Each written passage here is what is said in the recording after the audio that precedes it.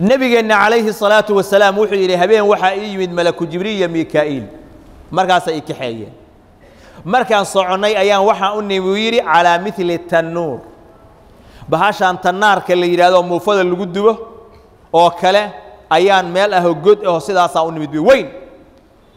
وإذا فيه لغط وأصوات وحماشي كدح ييره يري النبي عليه الصلاة والسلام هون إلى عضبة كدح بحايا قيلة كدح ييرس فاطلعنا فيه قد كيبان فيرني فإذا فيه رجال ونساء عراه وحكبوا حقه كتشر هالكاس رق الضمر قاقاون أو حبأ قبين أي هالكا كتشر وإذا يأتيهم لهب من أسفل منهم هلع يا وحو إيمانا يا هستو ذا يا وحا صباحها يا هلع فإذا أتاهم ذلك اللهب ضوضوا هذه هلع عاسي سوق جار صباحها يا ويقيل الداميان أو ويعبادان قلت من هؤلاء يا جبريل وحاير ملك جبريل وضد كان ساعة اللو عذابيه وبهشان كتشرة ورقي الدمر قاونأ وهلعوا لكعها يقبنها هي وعبادها يا محيهين مركاسيري هم الزناه والزواني ورقي زانيين تاها هي الدمر كي زانيات كاها والزنيزن يويان السلاس أي إلهي عقاب تاس أيو مرسيني نبينا عليه الصلاة والسلام وحير لا يزني الزاني حين يزني وهو مؤمن قفك الزاني قاهي مزني يسته أصغى مؤمنة إيمانك أيها القسيبة قفك مؤمن كأه حلق إيمانك وقلبك سنورنا هيو مزني سني مرك إيمانك القسيبة أيوه كل عيا زندي وحو النبي قو بيعاد لقى لي سحابة ديسا وحونا كلب بيعاد كلق قضي كلق لي وحي أهيد إنينا فاحشة حن أينا كدعين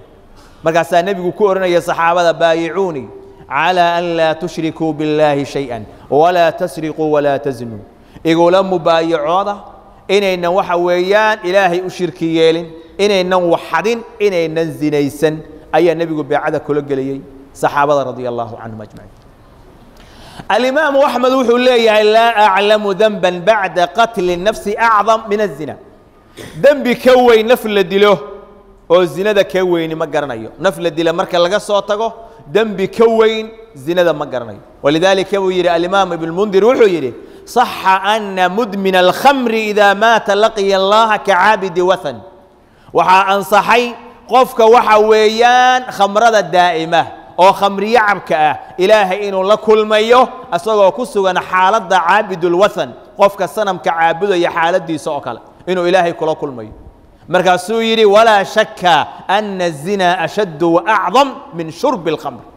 وحان شكي كتشرين زندو إني كحنتهي كان وينتهي دم بأهان خمر اللعبه محايا لخمر اللعبه قف كان يكون كوبنتا لكن زندو وحي فسادين أعراضي مسلمين تا هي النسلكي هي ترنكي هي بلشدي بيكون حفافيسا عذردي بيفافينيسا نسلكي باللوما هي خراب عالم كودن أو تخريبا ويان زينته إلهي زينة مركو حرمي سبحانه وتعالى مسنو حال حرمي أسباب تكينيسا أو كيني كرتين الزينة اللي قدعه وحال حرمي أو كم إذا إطلاق البصر أرجع إلى فرتد أو وحال الله وحي محرمات كأجانب تأفيريس إلهي وحيري قل للمؤمنين يغضوا من أبصارهم رجع مؤمنين تا وحا كتر هذا النبي الله محمد وحويان أرجو ذا هاللابين أرجو ذا وحكم ذا هاللابين وحكم كاهنا ووحا حن قدام بجاها كلابين أجنبياتك إلا في ريوالدي ضدك أجانب تاها هي إلا في ريوالدي قف كاس أجنبي جا أو دمركا أو عندها لقلابا يها هذا قف مركا هرتا هذا تاجن ها هذا مدى فيسبوك كلا سعتيد وكفيرين يصير ها هذا قنوات كي التلفزيون هذا كوا كصباحها هي ها هذا وحويان كوا هوتيل شوجا ميل كستو أي شوجا وحويان أرجع إلهي وحكو أمر يا أيها المؤمن عندها جينا اللابت إلهي باكو أمري وأمر إلهي قل للمؤمنين يغضوا من أبصارهم هوين كنا وحى إلهي أويري وقل للمؤمنات يغضضن من أبصارهن هوين كنا عنده هذا هاللابين ساسا لوك الحديث ولذلك النبي عليه الصلاة والسلام علي بن أبي طالب وحكر يا علي لا تتبع النظرة النظرة eegmada caliyow eegma kala harraacin fiirada fiiro kala harraacin maxaa yeelay fa inna laka alula walaysat laka alaakhira midda hore lagu qori maayo laakiin midda dambe waa lagu qoraya ishu marka hore ay kaaga dhacdo taas lagu qori maayo waa ilaahay raxmadiisa iyo fadligiisa weey laakiin midda ka dambaysa waa lagu qoraya ogow wuxuu nabigu yiri sallallahu alayhi wasallam fal'aynan zinahuma an-nadar induhu waa zinaystaan zinadooduna waa eegmada iyo fiirada weey aakhirana waa lagu weydiinaya inna as-sam'a wal basara wal fu'ada kullu ulaa'ika kana anhu mas'ula maqalkaaga iyo aragaaga iyo qalbigaaga kulli ilaahay agtiisa subhanahu wa ta'ala waa lagu su'aalaya oo waa lagu weydiinaya waa inaan indhaheena ka ilaalinaa waxyaalaha caado iska noqday waxaad arkaysaa nin weyn oo dumarkaas inuu daalacada uu ka yara xishoon laakiin mobilkiisa kuwa ku jira oo facebooka dhex daadsan kuwa telefishinada taagan oo wada qaaqaawan oo ka labis xun kuwa dariiqa marahaya ka xishoon maayo caadi u noqoto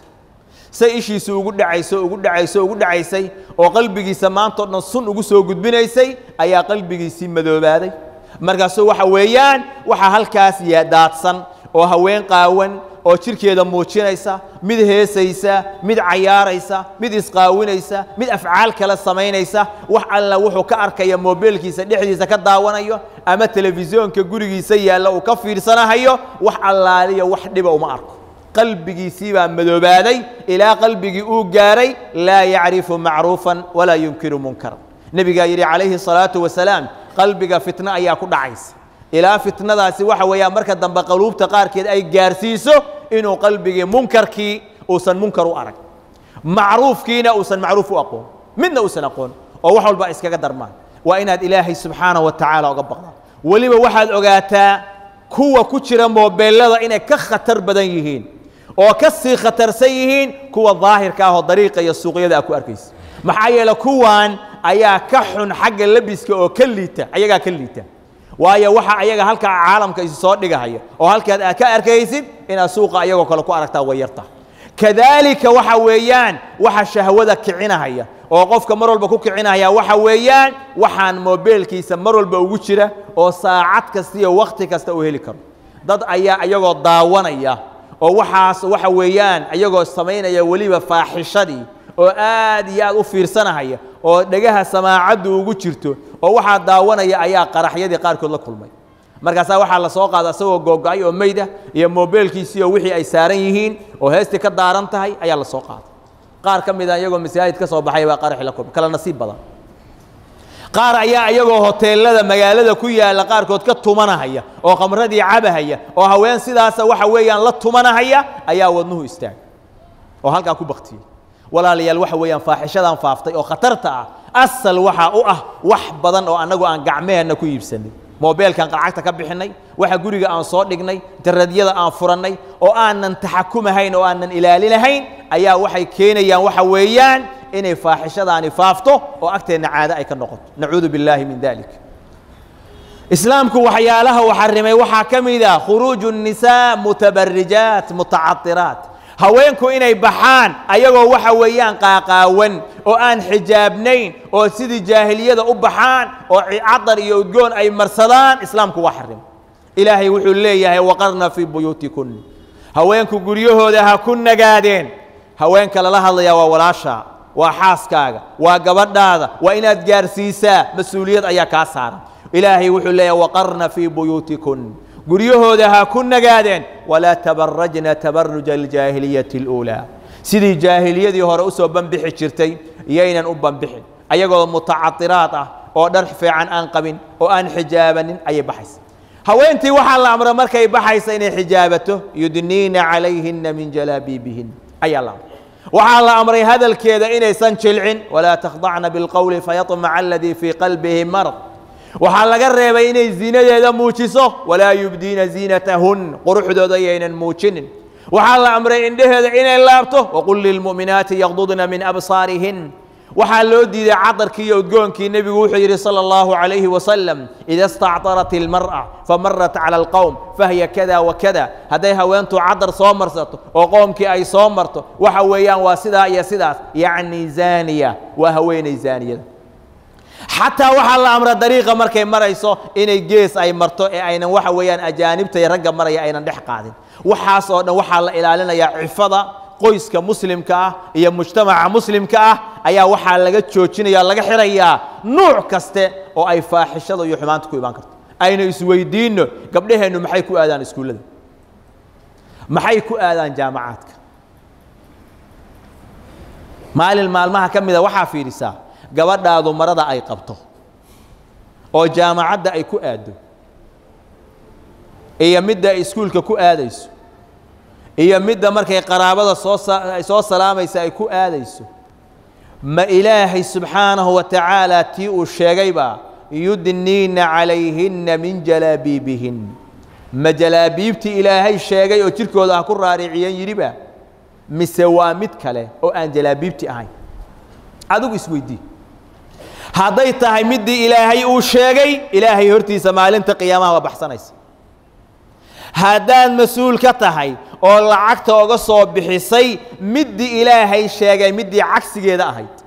وحقاد لدقى لميسا وإلهي سبحانه وتعالى أقول وأمرك إلهي وبحيي أياد عكس جيسا لدقال أتكوها يسيد بالعكت هذا كبحينيسا أقول وحاكو قصوا مقان حرب من الله إلهي حقيسا waxaad u diyaar garowday inaad u bandhigtid gabdhahaaga faaxishada iyo xumaanta wadadii xumaanta ay ku gaari lahaayeen baan u samaysay bal u fiirso waxaad koontarooshaa xijaabkooda waxaad koontarooshaa xaggay u baxayaan waxaad koontarooshaa waqtiga ay waxbarashada aad u diraysid ma ka yimaadaan oo mise kama yimaadaan waxaad isku daydaa inaad ogaatid meeshay wax ka baranahayaan meel macquul ah oo sharciga ilaahay subxaanahu wa tacaala lagu ilaalinahaya miya mase waa meel rag iyo ajaanib inta la isdhex dhigay oo moobeelada la kala qortay oo dariiqa la wada fadhiyo oo meel walba wax weeyaan lagu wada sheekaysanayo wax kala soocan ba aan la arag ilaahay qiyaamo ku weydiin mahayo maxaa gabadhaada uga saari weyda jaamacadda maadiga ah laakiin ilaahay wuxuu ku weydiinayaa maxaad u bari weyda diinta ilaahay subxaanahu wa tacaala wa risqi ilaahay baa haya oo ilaahay baa noo kafaalo qaaday oo risqi waa la helayaa oo wixii ilaahay kuu qoray waayi maysid ee gabadhaada diinta ilaahay iyo khayrka kula dadaal bulshadan mujtamaca xaaladda ay ku sugan tahay waa xaalad aad looga naxo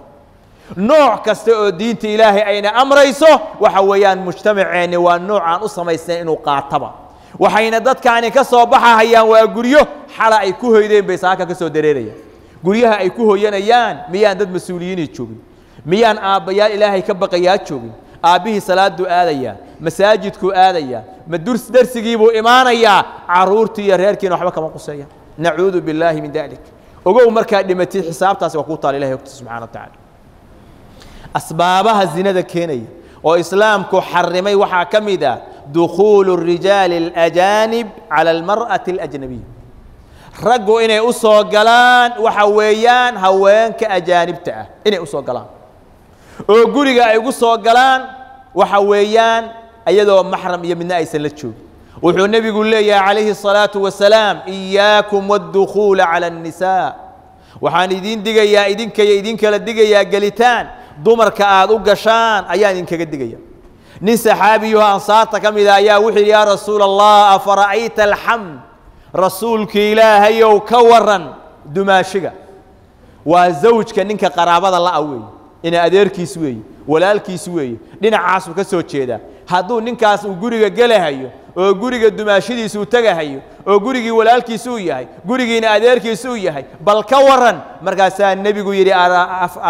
alxamu lmowt waa geeri waa dhimasho ninka qaraabada kula ah